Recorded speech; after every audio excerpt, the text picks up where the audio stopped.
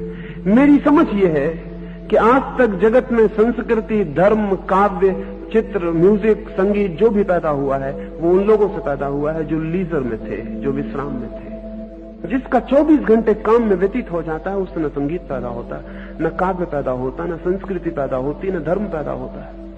अब तक जगत में जो भी श्रेष्ठतम विकास हुआ है मनुष्य संस्कृति का, वो विश्राम के क्षणों में हुआ है।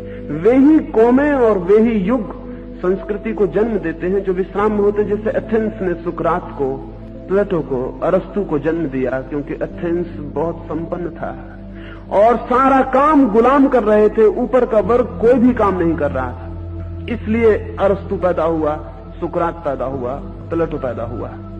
हिंदुस्तान ने बुद्ध, महावीर जैसे लोग पैदा किए, कृष्ण और राम जैसे। ये सब लीजरली क्लास के लोग थे, ये सब अभिजात वर्ग के लोग थे जिनके ऊपर कोई काम नहीं था।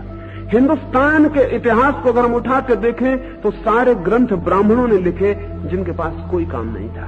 हिंदुस्तान के सारे धर्म को जन्म ब्राह्मणों ने दिया, उनके पास कोई काम नहीं था। हमने काम से उन्हें मुक्त कर दिया था। हमने कहा था तुम्हें कोई काम नहीं है, तुम पढ़ो, लिखो, सोचो, विचारो। शूद्रों ने तो एक वेद नहीं लिखा, एक उपनिषद नहीं लिखा। शूद्र कैसे लिख सकते थे? पूरे हिंदुस्तान के इतिहास में एक बुद्धिमान शूद्र पैदा हुआ, वो भी अंग्रेजों की बदौलत, डॉक्टर अंबेडकर। उसके पहले कोई शूद्र पैदा नहीं हुआ। नहीं हो सकता, कोई कारण नहीं है। उसको 24 घंटे हमने काम में उलझा दिया है। अगर स्वावलंबन की बात को बहुत ज्यादा खींचा जाए तो एक एक आदमी की जिंदगी सुबह से सांझ तक फिजूल कामों में नष्ट हो जाएगी और उसके व्यक्तित्व में ऊंचे उठने के कोई उपाय नहीं रह जाते।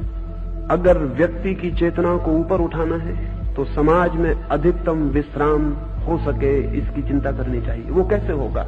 विश्राम होगा मनुष्य का श्रम यंत्रों के हाथ में चला जाए तो। जब तक गुलाम थे दुनिया में तो गुलाम श्रम करते थे, मालिक विश्राम करता था। वो अन्यायपूर्ण था, क्योंकि गुलामों की आत्मा को विकसित होने का कोई मौका नहीं मिलता था। किसी आदमी को यह हक नहीं है कि वो दूसरे आदमी की आत्मा की कीमत पर अपनी आत्मा को विकसित करे।